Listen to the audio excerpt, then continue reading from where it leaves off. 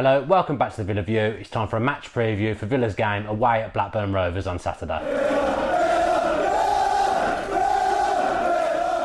Well, Villa come back from an international break. Dan, you're going on a little international... So Villa have just come back.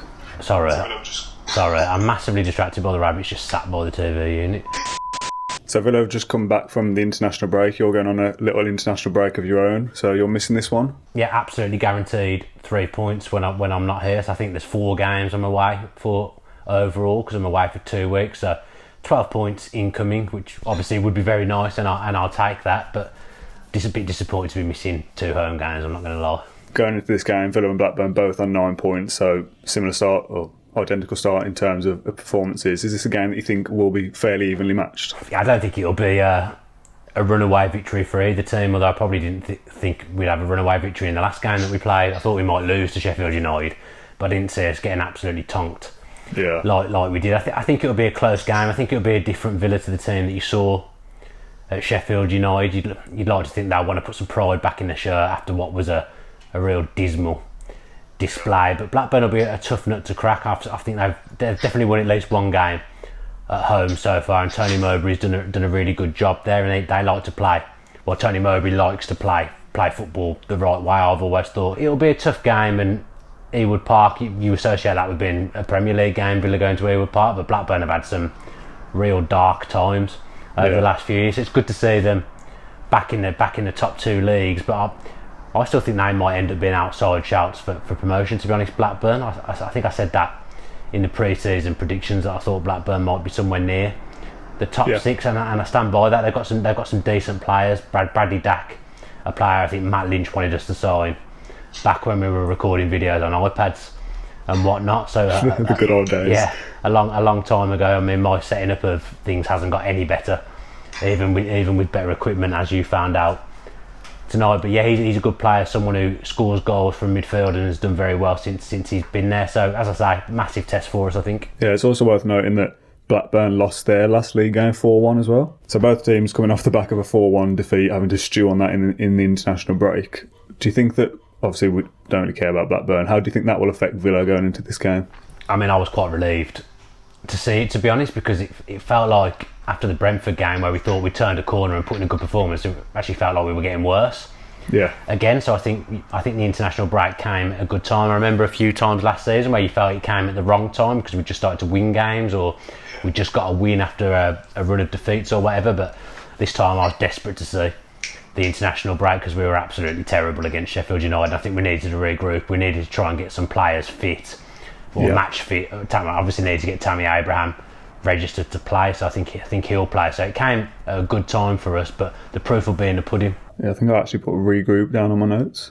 I mean, I was hoping we'd have a centre back in. Yes, yeah, same. I mean, is that a little bit of a disappointment that we haven't got that centre back in yet? Like, we've had 2 weeks to get it sorted, and we're no further forward now in terms of the squad than we were at Bramall Lane. It is a bit of a disappointment, and it's a bit of a shock as well, because you'd have thought this 2 weeks was the ideal time to get it sorted. I still think Bruce obviously really, really wants John Terry, and perhaps hasn't. I mean, I don't know anything there. Perhaps hasn't looked at any other centre backs because he's maybe still hopeful that he'll either be able to persuade the owners or persuade John Terry. I'm not really sure what's going on there, but we need him back. And if we can't get him back, we need a centre half of some description, because we've looked so shaky at the back, not good enough. From day one of the season, really, we've not looked good enough at the back, with the exception of perhaps the first game at Hull, where I thought we were okay with Elphick and Chester that day, although they weren't put under major pressure. But we've got a defensive midfielder playing centre back every week, and it is in his position. And as I've said many times, it's not his fault. I don't put any blame on him at all. He's doing the job he's asked to do. But to me, he's a backup option in that position. He shouldn't be first choice. And the way it stands at the moment, he is first choice with Chester, and that isn't good enough if we've got any goals of going up this season. Yeah, I think it's even debatable whether he should even be a backup position for centre back, to be honest. I mean, he's played there a couple of times over the last few seasons and done okay. I think it was Leeds, we won 1-0 last season. He had a decent game, wasn't troubled too much. He even had a good game, to be fair, against Reading when we threw it away late on. He wasn't the problem. There's certain games where you'll get away with him playing at centre back, but last week at Sheffield, or last time out, sorry, at Sheffield United was not one of those occasions. So obviously a win for either side on Saturday night puts them on to 12 points and possibly into the playoff picture, but obviously we know that the league basically means nothing at this stage. How important is it that Villa get back to winning ways now and get 3 points more on the board? That we've had those couple of games now where it is starting to become a bad run, and how important will that be to get over that sort of regroup, like you say, and then get 3 points on Saturday? I mean, it'll be 5 games without a win, cup included, won't it? If we don't get 3 points on Saturday, so that's a long time. And we've seen before, if you get yourself too far behind the pack, or as the case was last season, get yourself too far behind the top two, it's difficult to make up that ground, because there'll be the teams that are at the top. Obviously, Leeds and Middlesbrough are going to win games, so we need to get back to winning ways as soon as possible. I'm more hopeful going into Saturday, purely because of the new players, and you'd hope that it'll be more like the side Bruce would have wanted to have put out from day one. Obviously, we did have a difficult summer where he wasn't able to bring in players as quickly as he would have liked, but one of the main problems in Sheffield United was we were playing 5 people who weren't fit.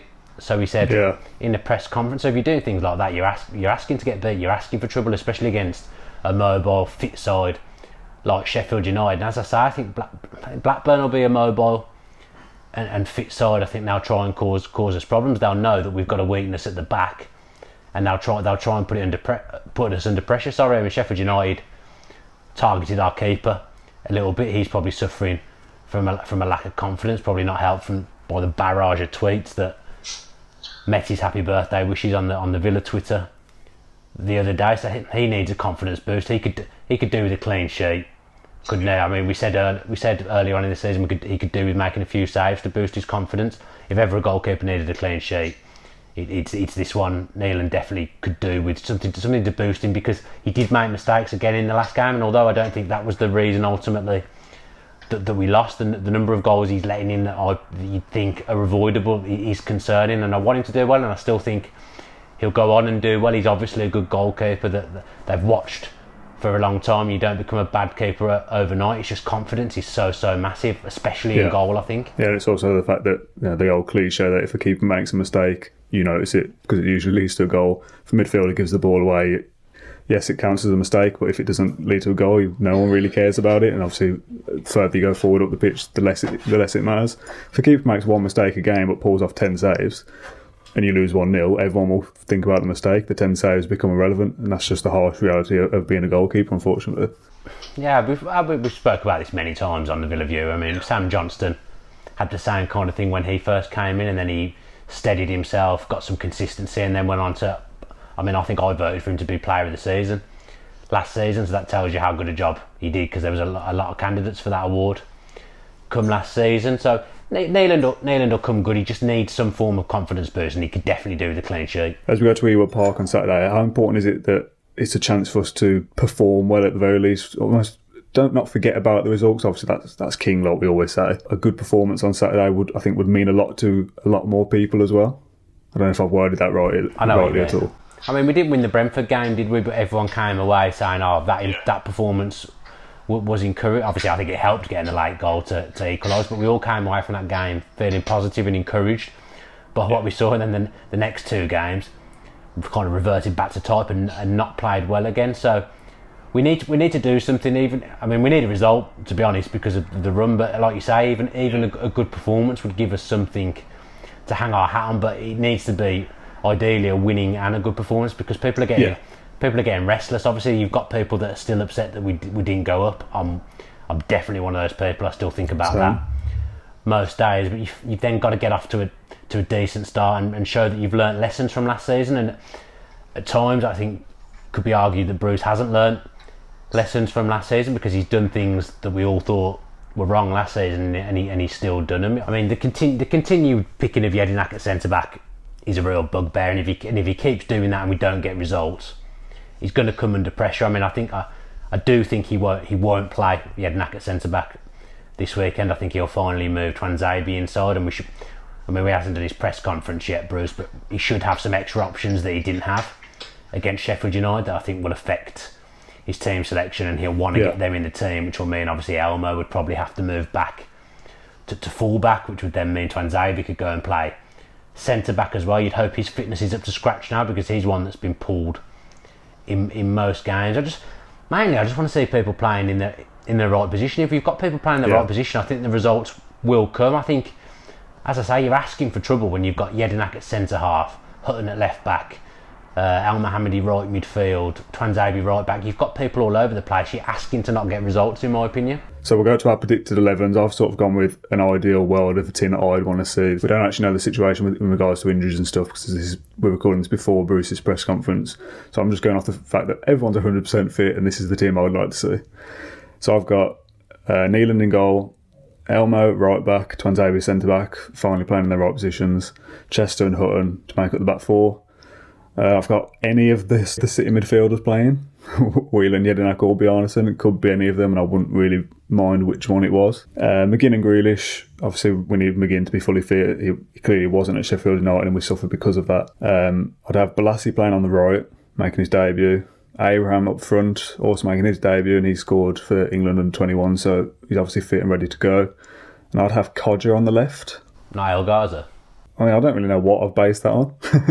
I feel like there's almost a little bit less pressure on Codger, perhaps, if he's playing left mid, that he's not the main man. I don't know. Yeah, El Ghazi either way, him or Codger, I don't really mind. Same with Balassi, El Ghazi, whichever one that ends up being. I personally prefer Codger on the wing, because I don't think he works as a focal point up front. Really, I think he's too individual. He doesn't want to do the things that a lone front man does.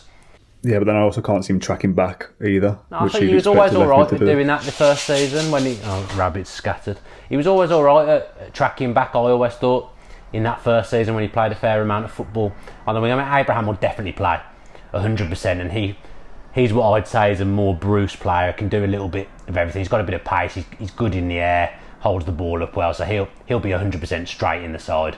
Balassi, I think. He hasn't played football for a while. I think it would be a big ask to put him in from the start, but he'll definitely be on the bench. I understand Adoma was meant to play in the Sheffield United game, but he had a back problem either on the Friday or the Saturday morning, so he was withdrawn. So I think he'll play on the right. I think El Ghazi will play on the left. He's got a goal and an assist in his 2 games, so he showed productivity and that he's got a bit of an output about him. So I think he'll be on the left. I think Codger will be on the bench. I think you could see that some of the players were getting a little bit frustrated with Codger.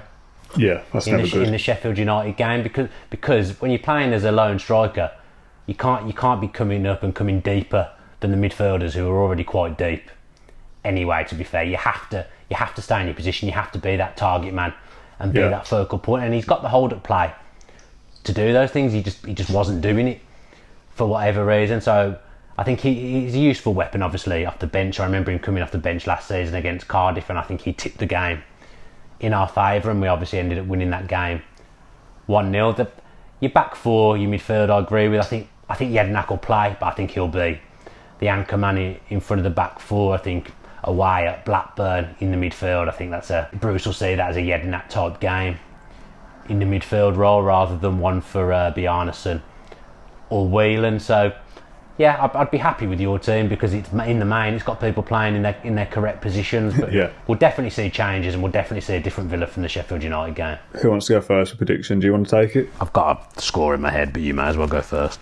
So for prediction, I've gone for a 1-1. 1-1 draw. I'm not feeling particularly inspired at the moment to predict a win. I don't really want to say we'll lose, even though there's very much a possibility that happens. Blackburn are playing very well, but like you said, I think regroup after Sheffield United, we've had a bit of time to settle down a little bit. We need to come out and sort of solidify ourselves and settle down. And if that ends up being a clean sheet and it's a 0-0, that'd be great.